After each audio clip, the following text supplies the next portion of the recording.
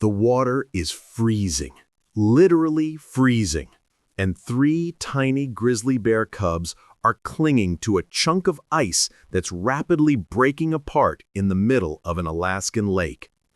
Their little claws scrape desperately at the slippery surface. Their cries pierce the wilderness air, high-pitched, terrified, helpless. One cub slips. Its paw splashes into water so cold it would kill a human in minutes. The other two huddled together, shivering violently, their wet fur matted against their small bodies. They're maybe 4 months old, babies really, and they're running out of time. This is where our story reaches its most critical moment. But the question that will leave you speechless isn't just how these cubs ended up here, it's who came to save them.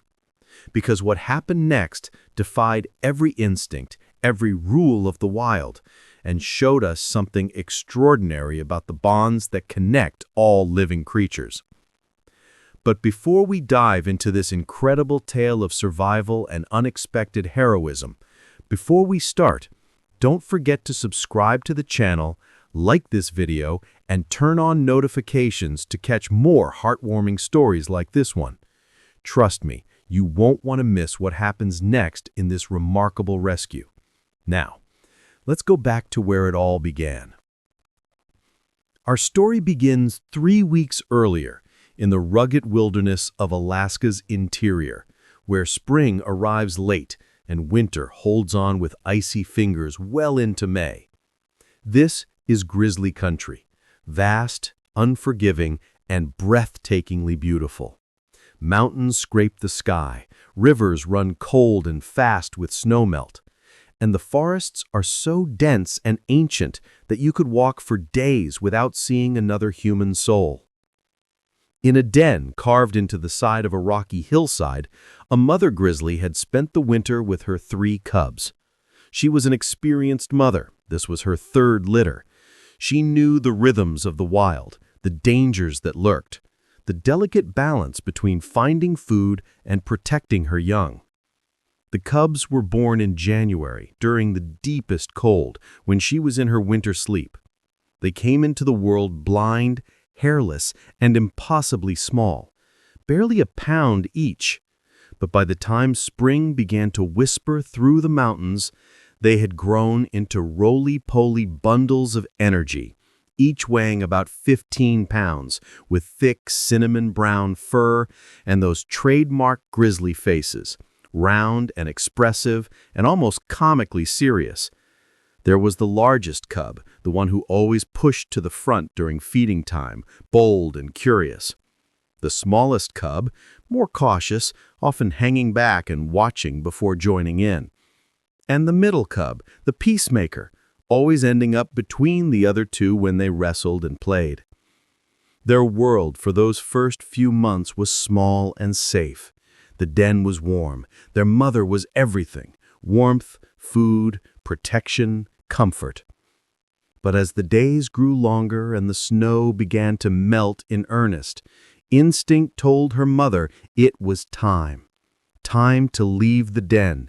Time to teach her cubs about the real world. The emergence was gradual. First, just to the entrance, letting the cubs blink in the startling brightness of daylight. Then short excursions, never going far, always keeping the den as a safe retreat.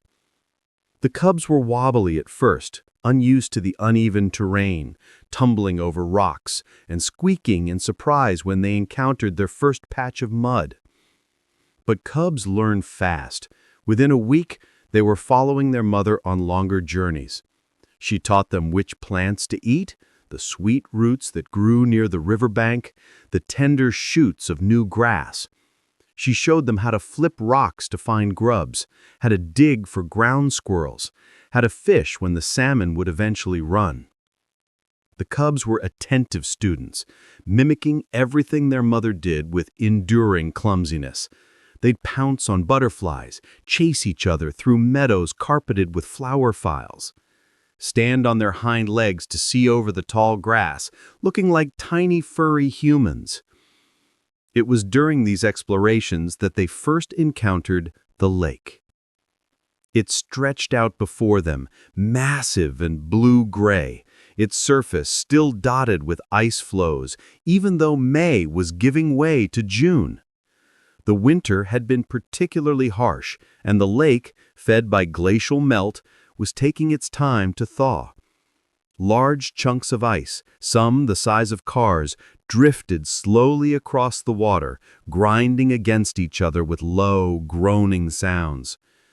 The mother bear was cautious around the lake. She knew its dangers. The ice looked solid, but could break without warning. The water was lethally cold, and the shoreline could be treacherous, with mud that could trap an unwary cub.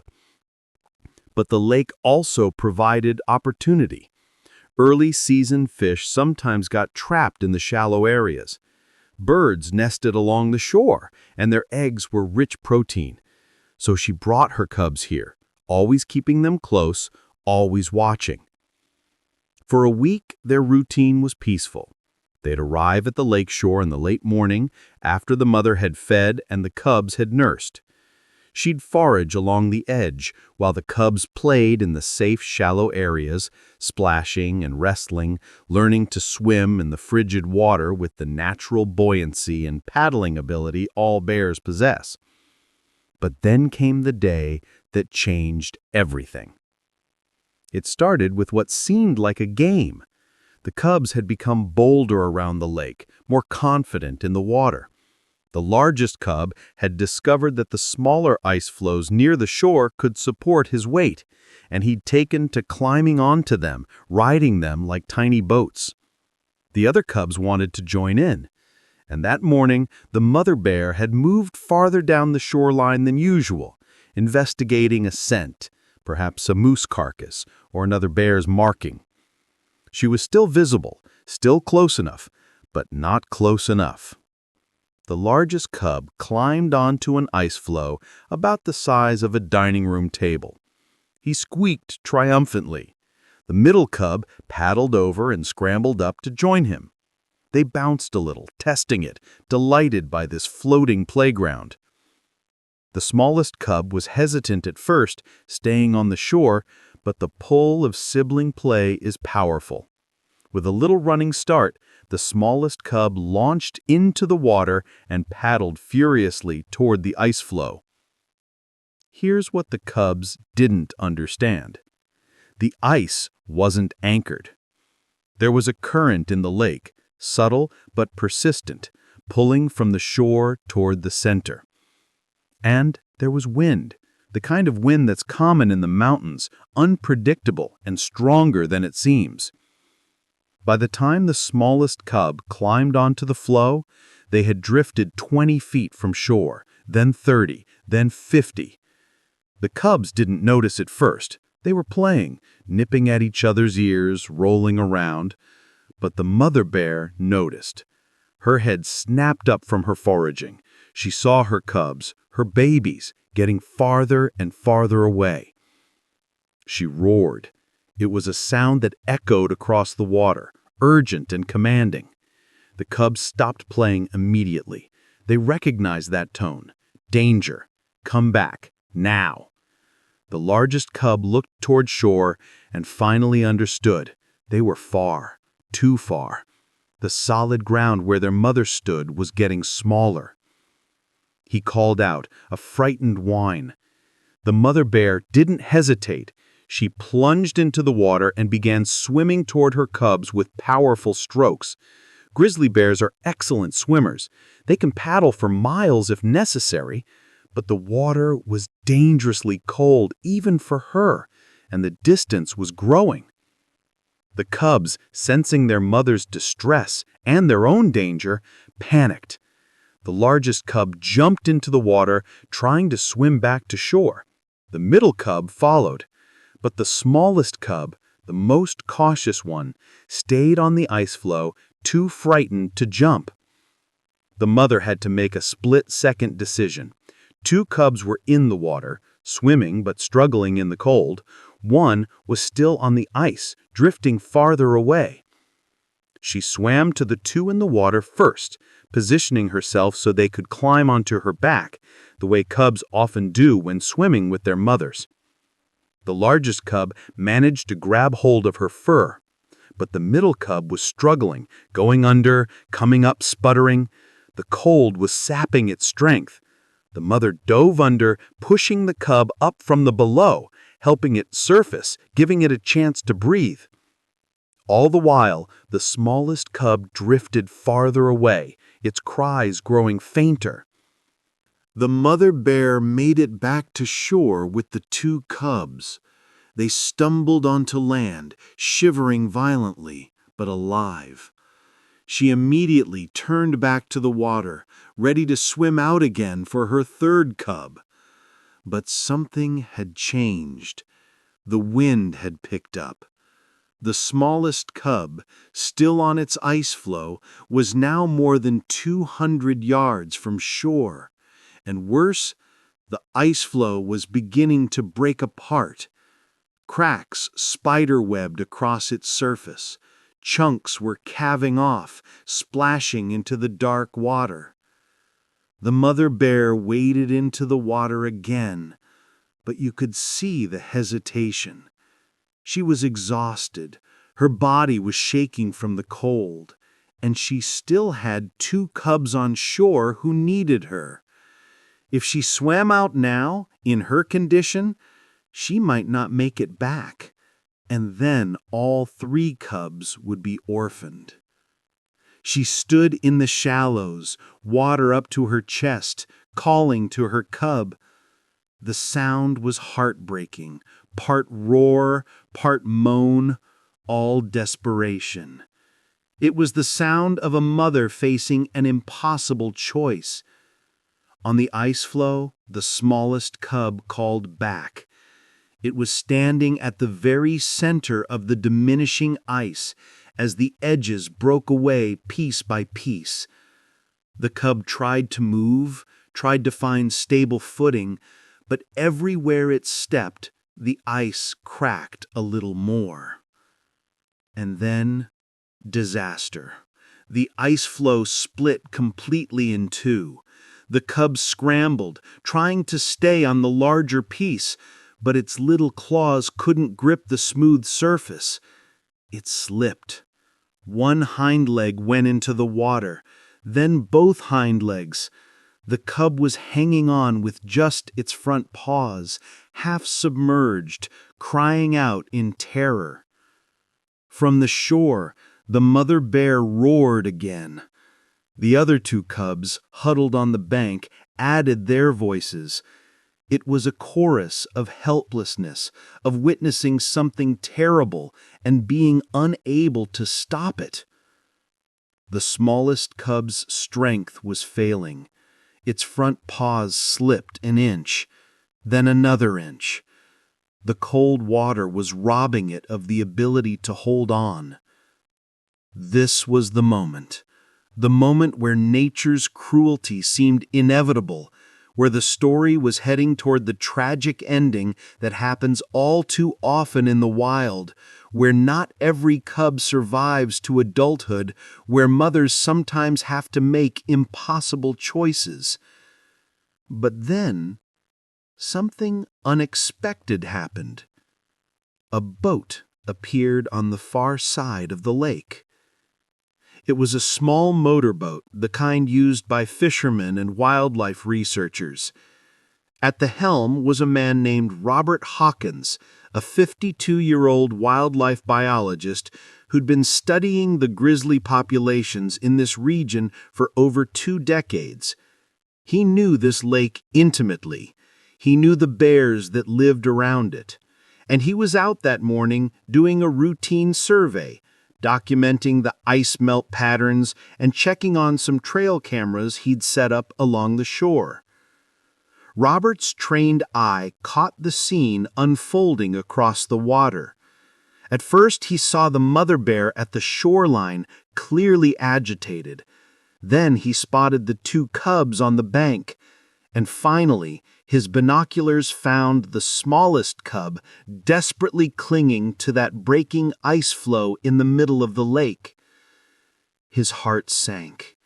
He'd seen situations like this before, though rarely, and he knew the protocols.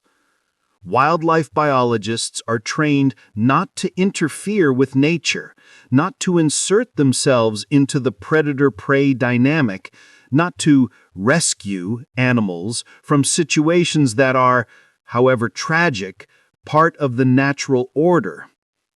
But this was different. This wasn't a predator hunting prey. This wasn't natural selection playing out. This was simply bad luck. Cubs too young to understand the danger, wind and current that had conspired against them. Robert made a decision. He turned his boat toward the struggling cub and opened up the throttle. The approach had to be careful. Grizzly bears, even juvenile ones, are dangerous when frightened, and Robert had to navigate between the ice floes without capsizing or damaging his boat's propeller. The mother bear, seeing the boat approach her cub, roared a warning. She was torn between seeing this strange human as a threat and recognizing that her cub needed help. Robert cut the engine about 15 feet from the ice floe. The cub was still hanging on, but barely. Its eyes were wide with terror, and its little body was shaking uncontrollably from the cold and exhaustion. "Easy, little one," Robert murmured, though he knew the cub couldn't understand his words. "I'm here to help." He had a long-handled fishing net in the boat. Not ideal for a grizzly bear rescue, but it would have to do. He extended it slowly toward the cub, trying not to make any sudden movements. The last thing he wanted was for the cub to let go in panic and slip completely into the water. The cub watched the net approach, its instinct screaming, "Danger! Human! Run!" But it had nowhere to run. The ice beneath it shifted again, tilting, and the cub slipped further. Now only one front paw was still gripping the ice. Robert had seconds. He swept the net under the cub just as its grip failed. The cub went into the water, but the net caught it, scooping it up in a tangle of wet fur and flailing limbs. The cub was screaming, a sound that Robert would later describe as haunting and desperate and somehow trusting all at once. But here's where it got complicated. Now Robert had an approximately 15-pound, terrified, freezing grizzly bear cub in a fishing net in his boat. The cub was struggling, trying to climb out of the net, sharp little claws catching on everything. And on the shore, the mother bear was going ballistic. She was pacing, roaring, splashing in and out of the shallows. She could see her cub, see it moving, hear it crying, but it was in a boat with a human, and every instinct told her to attack, to defend, to fight. Robert knew he had maybe 2 minutes before the mother bear overcame her fear of the water and swam out to the boat. If she did that, someone, probably him, was going to get hurt or killed. He had to get the cub to shore, fast. But he couldn't just approach the shore where the mother was. She'd attack the boat, possibly capsizing it, and then everyone would be in the freezing water. Not a good outcome. Robert made a quick decision. He'd circle around to a section of shoreline about 50 yards from where the mother and the other cubs were. Close enough that the mother could reach her cub quickly, but far enough that he might be able to drop off the cub and get clear before she closed the distance. He started the motor, and the cub in the net screamed louder, terrified by the noise and vibration. Robert's heart was pounding. His hands were shaking from adrenaline, not cold. He'd worked with bears for decades, but always from a safe distance, always with proper protocols. This was seat of your pants, making it up as you go, emergency wildlife management. The boat approached the shoreline. Robert could see the mother bear tracking his movement, already starting to run along the bank to meet him. She was fast. Grizzlies can run up to 30 miles per hour in short bursts, and she was motivated. 20 yards from shore, Robert cut the engine again and let the boat coast. 15 yards, 10 yards. The mother bear was crashing through the underbrush about 20 seconds away. 5 yards from shore, Robert did something that would later be called either incredibly brave or incredibly foolish, depending on who you asked. He reached into the net, grabbed the wet, wriggling cub, avoiding the snapping little jaws and the sharp claws, and placed it on the bow of the boat, pointing toward shore. The cub looked at the water, at the shore, at Robert. For a split second, their eyes met. Then the cub jumped into the shallow water and began half swimming, half scrambling toward the bank. Robert immediately started his motor and reversed away from shore, putting distance between himself and the oncoming mother bear. She burst through the trees just as her smallest cub reached the shallows. The cub was crying, bedraggled, exhausted, but alive. What happened next made Robert grab his camera with shaking hands. The mother bear didn't charge the boat. She didn't roar threats. She splashed into the water and scooped up her smallest cub with her massive paw, pulling it to her chest. The cub burrowed into her fur, its little body still shaking. The mother immediately began licking the cub, warming it, checking it over with the thoroughness of a worried parent. The other two cubs rushed over, and suddenly it was a pile of bears, mother on top, 3 cubs underneath, all of them making sounds that Robert would later describe as something between purring and crying. The mother bear looked up at Robert's boat, which was now about 30 yards away, and Robert swears, though he acknowledges that he might be projecting human emotions onto a wild animal, that she looked at him with what could only be described as understanding, maybe even gratitude. She held that gaze for a long moment. Then she gathered her cubs and began moving away from the shore, back toward the forest, back toward safety. Robert sat in his boat for several minutes after the bears disappeared into the trees, trying to process what had just happened. His clothes were soaked from where the cub had splashed him. His arms had several small scratches from the cub's claws. His heart was still racing. He had broken protocol. He had interfered with nature. He had put himself at significant risk. And yet, watching that mother bear reunite with her cub, watching the family move off together, intact and alive, he couldn't bring himself to regret it. He documented everything, the photos, the GPS coordinates, the timestamps. When he reported the incident to his supervisors and colleagues, he expected to be reprimanded. Wildlife biologists aren't supposed to play hero. They're supposed to observe, document, and maintain professional distance. But the response surprised him. Some colleagues criticized his decision, yes.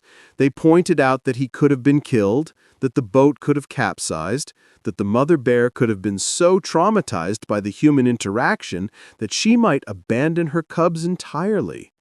But many more, including some of the most respected researchers in the field, quietly told him they would have done the same thing. Because for all the rules and protocols, for all the important reasons we try not to interfere with nature, sometimes we're presented with a moment where the right thing to do is simply and obviously to help. The cub had been in danger not because of natural predation or competition for resources, the fundamental dynamics that shape wild populations. It was just an accident. the kind of random bad luck that could happen to any animal. And when you can prevent a needless death without fundamentally changing the larger ecosystem, maybe that's not interference. Maybe that's just compassion. Robert continued monitoring the area for weeks afterward. And here's the remarkable part. The mother bear and her 3 cubs thrived. He spotted them repeatedly throughout the summer, growing stronger, learning the skills they'd need to survive. The smallest cub, the one he'd pulled from the ice, seemed no worse for its ordeal. In fact, if anything, it seemed more confident, often wandering a bit farther from mother than its siblings, as if it had learned it could survive scary situations. By late summer, all 3 cubs had grown substantially. They were probably 50 pounds each, still awkward and playful, but showing the beginnings of the massive size they'd eventually reach. The mother was teaching them to fish during the salmon run, and Robert captured beautiful photographs of all 3 cubs standing in the river, trying to copy their mother's fishing technique with varying degrees of success. But there was one more encounter that Robert will never forget. It was early August, and Robert was out checking trail cameras near the lake. He was being careful, making noise, not wanting to surprise any bears. He came around a bend and found himself about 30 yards from the mother bear and her cubs who were foraging in a meadow. The mother's head came up immediately. She saw him. She recognized him. Robert was certain of it. Her body language wasn't aggressive. She wasn't alarmed. She simply looked at him. The cubs, following their mother's gaze, looked too. The smallest cub, and Robert was sure it was the same one by the pattern of its fur, stood up on its hind legs to get a better view, that characteristic, curious bear posture. For almost a full minute, human and bears regarded each other. Then the mother made a soft chuffing sound to her cubs, and they all turned and ambled away, not running, not frightened, just moving on. Robert stood there in his boat with tears in his eyes, though he'd never admit it to his colleagues, because in that moment he felt like he had been given a gift, the knowledge that his split-second decision on that May morning had been the right one, that this family of bears was thriving, that sometimes, just sometimes, the line between observer and participant is less clear than we pretend it is. This story of 3 grizzly cubs and the man who rescued one of them might seem like a simple tale of human heroism, but it's actually something much more complex and interesting. It's a story about the relationship between humans and wildlife in an era when those boundaries are increasingly blurred. Grizzly bears once roamed across much of North America. They were found from Alaska to Mexico, from California to the Great Plains. But as humans expanded westward, grizzly habitat shrank dramatically. Hunting, habitat loss, and human-bear conflicts reduced the population from perhaps 50,000 bears to less than 2,000 in the lower 48 states by the 1970s. Conservation efforts have helped.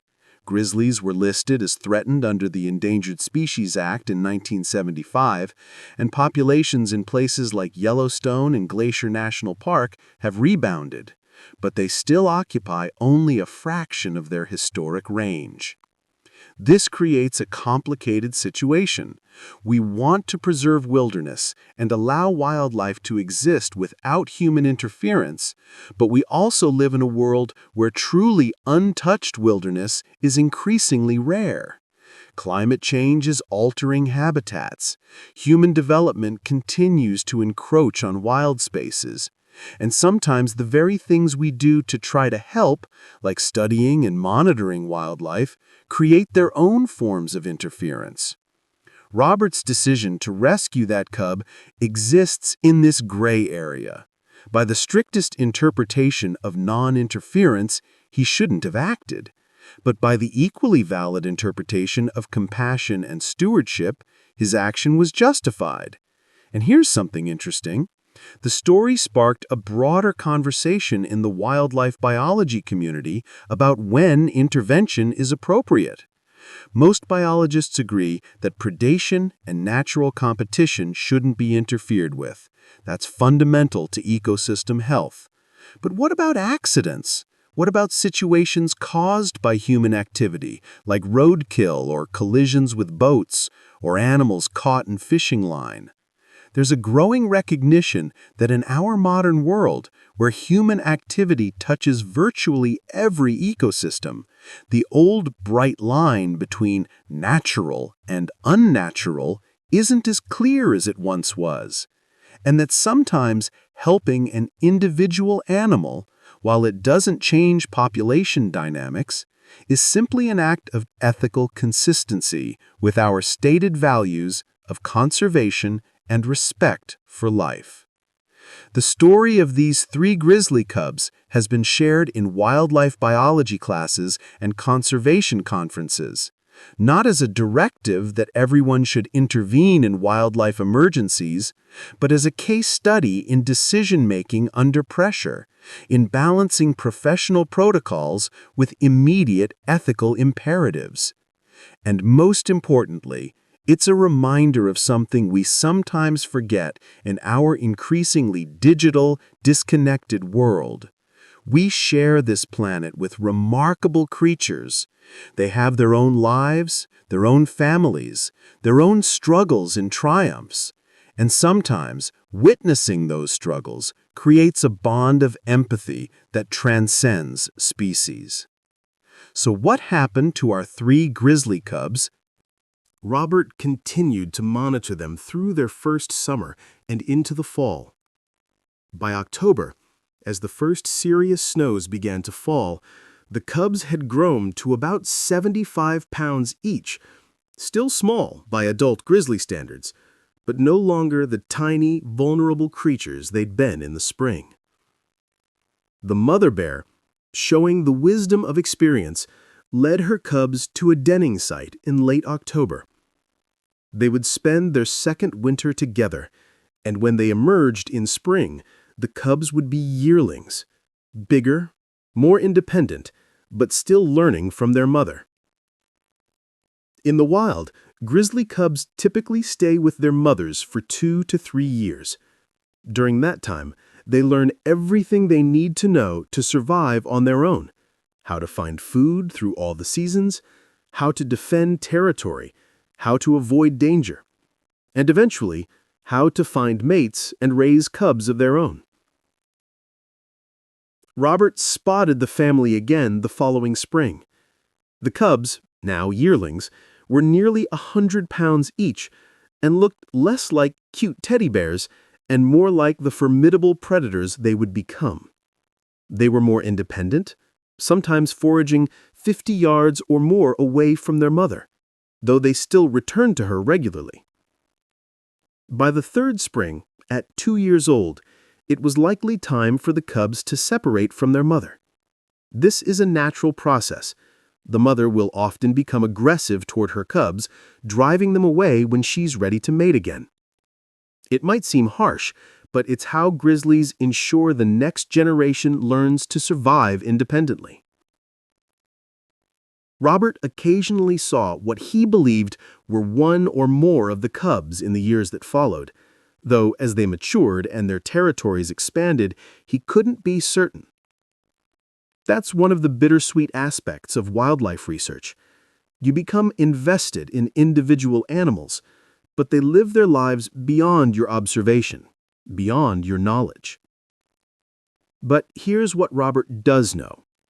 The smallest cub, the one he pulled from the ice that May morning, survived its first crucial year. It learned to fish and forage. It made it to independence. And that means there's a grizzly bear out there in the Alaskan wilderness, maybe 6 or 7 years old now, possibly with cubs of its own, that exists because one human made a split-second decision to help.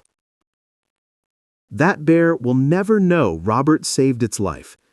It will never remember that terrifying day on the ice, or the strange human who pulled it from the water. It will just be a bear, living a bear's life, which is exactly as it should be. But Robert knows.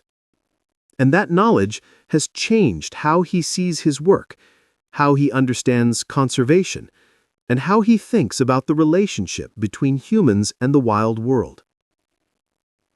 The story of 3 grizzly bear cubs trapped on an ice floe is, on its surface, a story about rescue.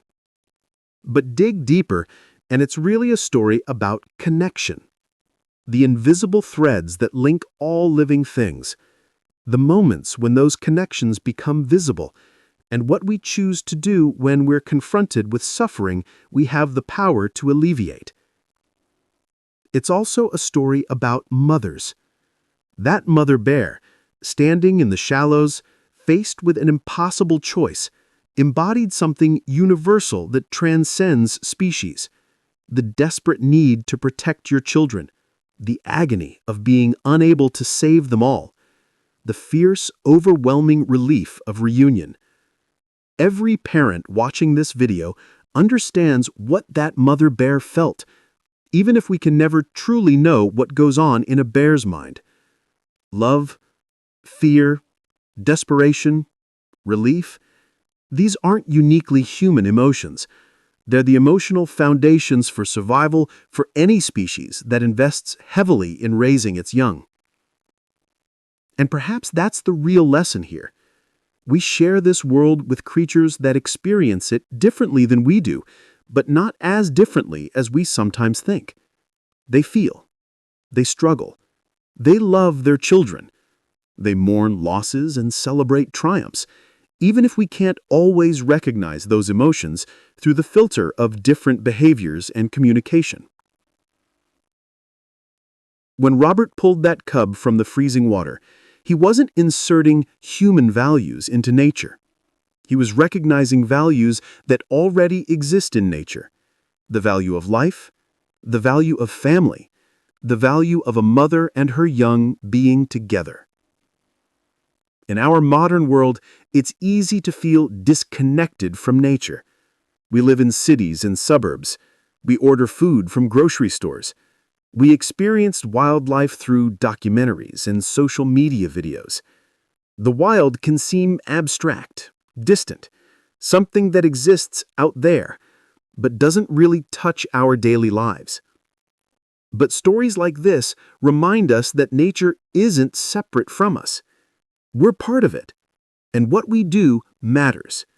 Whether it's the big decisions about climate change and habitat protection and conservation policy, or the small individual moments when one person encounters one animal in crisis and chooses to help. This story ended well. 3 cubs grew up with their mother. A man went home safely, and somewhere in the Alaskan wilderness, there's a grizzly bear living its life, indifferent to the fact that it's a walking reminder of the best of what humans can be: compassionate, brave, and willing to help when help is needed. But there are countless other stories that don't end as well. Stories of animals struggling because of habitat loss, of mothers and cubs separated by roads and development, of creatures trying to adapt to a world that's changing faster than evolution can keep pace with. We can't save them all individually. Robert couldn't swim out and rescue every animal in distress, but we can make choices, collectively and individually, that create a world where fewer animals are in distress in the first place. We can protect habitat. We can support conservation. We can be mindful of how our actions impact the creatures we share the planet with. And maybe, just maybe, we can approach the natural world with the same instinctive compassion that Robert showed that day, seeing a creature in need and, when we have the power to help, choosing to do so. If this story touched your heart, I want to ask you to do something, not just for me or for this channel, but for the animals whose stories we share here. First, if you haven't already, Please subscribe to this channel and turn on notifications. We bring you stories like this one, stories of survival, rescue, and the incredible bonds between animals, because we believe these stories matter. They help us remember our connection to the natural world and inspire us to protect it. Second, hit that like button. It helps more people discover these stories, and the more people who hear them, the more people who might be inspired to support wildlife conservation in their own lives. Third, share this video. Share it with someone who loves animals or someone who needs a reminder that there's still beauty and compassion in the world. These stories create ripples. One person shares it, another sees it, and slowly we build a community of people who care about the wild creatures we share this planet with. And finally, if you're able, consider supporting wildlife conservation organizations in your area or nationally. Whether it's a donation, volunteering your time, or simply learning more about the wildlife in your own backyard, every action matters. Because here's the truth. Robert could only save that one cub because there were still wild places for grizzly bears to live, still enough habitat and protection that this mother bear could raise her cubs at all. Conservation isn't about individual rescues, though those matter too. It's about creating a world where wild families can thrive, where mothers can raise their cubs without the constant threat of losing them to human encroachment or habitat destruction. That's a world worth fighting for. And it starts with moments like this, with people watching, caring, and deciding to be part of the solution. The lake where this happened is still there, in the Alaskan wilderness. It still freezes every winter and slowly thaws every spring. Ice floes still drift across its surface, and grizzly bears still come to its shores to fish and forage and teach their cubs about the world. Maybe somewhere on that lake shore there's a bear that remembers, in whatever way bears remember, a day when the ice broke and the water was so cold and the shore was so far away. Maybe it remembers being lifted by something strange and being returned to warmth and safety and its mother's embrace. Or maybe it doesn't remember at all. Maybe it just knows that it's alive, that the sun is warm, that there are salmon in the rivers and berries on the bushes, and that's enough. Either way, that bear exists. It's out there right now, living its wild life, unaware that its story has been told and retold, that it's touched hearts and inspired people it will never meet. And that's the magic of stories like this. They connect us across distances and species and experiences. They remind us that we're all part of something larger than ourselves, a vast, intricate web of life where every creature matters, where every family's survival is worth celebrating, and where sometimes, against all odds, the right person shows up at exactly the right moment to make a difference. Thank you for watching. Thank you for caring.